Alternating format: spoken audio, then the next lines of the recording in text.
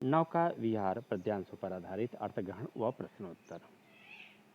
शांत स्निग्ध ज्योत्स्ना उज्ज्वल अपलक अनंत नीरव भूतल सैकत सैया पर दुग्ध धवल तनवंगी गंगा ग्रीष्म विरल लेटी है श्रांत क्लांत निश्चल तापस बाला गंगा निर्बल शशिमुख से दीपित मृदु करतल लहरें उर पर कोमल कुंतल गोरे अंगों पर सिहर सिहर लहराता तार सरल सुंदर चंचल अंचल सा नीलांबर साड़ी की सिकुड़न सी जिस पर सस की रेशमी विभा से भर सिमटी है वर्तुल मृदुल लहर।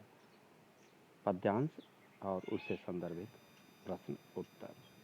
प्रस्तुत पद्यांश किस कविता से उद्धृत है? इसके कवि कौन है? प्रस्तुत पद्यांश नौका विहार कविता से उद्धृत है। इसके कवि प्रकृति के सुकुमार कवि सुमित्रानंदन पंत जी हैं। प्रस्तुत पद्यांश में कवि ने किसका उल्लेख किया है? प्रस्तुत पद्यांश में कवि ने चांदनी रात में किए गए नौका विहार का चित्रण किया है। इसमें कवि ने गंगा की कल्पना का उल्लेख नायिका के रूप में किया है। प्रस्तुत पद्यांश में कवि ने अपने आसपास कैसे वातावरण का वर्णन किया है? कवि के अनुसार चारों ओर शांत तरल एवं उज्ज्वल चांदनी छिटकी हुई है। आकाश टकटकी बांधे पृथ्वी को देख रहा है। पृथ्वी अत्यंत शांत एवं शब्द रहित है। ऐसे मनोहर एवं शांत वातावरण में क्षीण धार वाली गंगा बालू के बीच मंद मंद बह रही हैं। गंगा बालू के बीच बहती हुई कैसी प्रतीत हो रही? गंगा बालू के बीच बहती हुई ऐसी प्रतीत हो रही हैं मानो कोई शरारे दुबले पतले शरीर वाली सुंदर युवती दूध जैसी सफेद सैया पर गर्मी से व्याकुल होकर थकी मुरझाई एवं शांत लेटी हुई हो। नीलांबर का समास विग्रह करते हुए भेद बताएं। नीलांबर नीला है जो अंबर। कर्मधारय समास।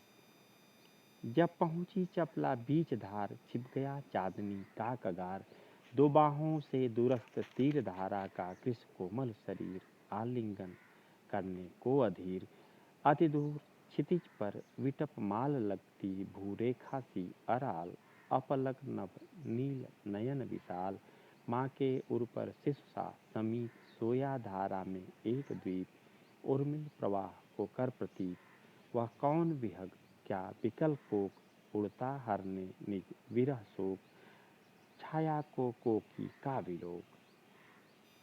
संदर्भित पद्यांश और उससे प्रश्न उत्तर। प्रस्तुत पद्यांश में कवि ने प्राकृतिक दृश्यों का चित्र किस प्रकार किया है? प्रस्तुत पद्यांश में कवि ने नौका विहार करते हुए दोनों तटों के प्राकृतिक दृश्यों एवं द्वीप और समुद्र का अपनी सूक्ष्म कल्पनाओं द्वारा वर्णन किया है। साथ ही साथ गंगा नदी के सौंदर्य को अतिरंजित करने का प्रयास किया है। नौका विहार के समय कवि को दूर से दिखने वाले तट कैसे प्रतीत हो रहे हैं?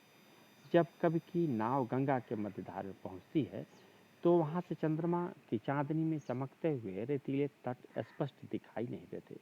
कवि को दूर से दिखते दोनों किनारे ऐसे प्रतीत हो रहे हैं जैसे वे व्याकुल होकर गंगा की धारा रूपी नायिका के पतले कोमल शरीर का आलिंगन करना चाहते हों। कवि को वृक्षों को देखकर कैसा प्रतीत हुआ? कवि को दूर क्षितिज पर कतारबद्ध वृक्षों को देख ऐसा लग रहा है मानो वे नीले आकाश के विशाल नेत्रों की तिरछी भवें हैं और धरती पर एकटक निहार रही हैं। गंगा नदी के ऊपर पक्षी को उड़ता देख कवि ने क्या कल्पना की? गंगा नदी के ऊपर एक पक्षी को उड़ते देख कवि ने कल्पना की कहीं यह चकवा तो नहीं है जो भ्रमवश जल में अपनी छाया का चकवी समझ उसे पाने की चाह लिए विरह वेदना को मिटाने हेतु व्याकुल होकर आकाश में उड़ता जा रहा है। नयन का संधि विच्छेद करते हुए भेद बताइए। नयन न धन यन ययाद संधि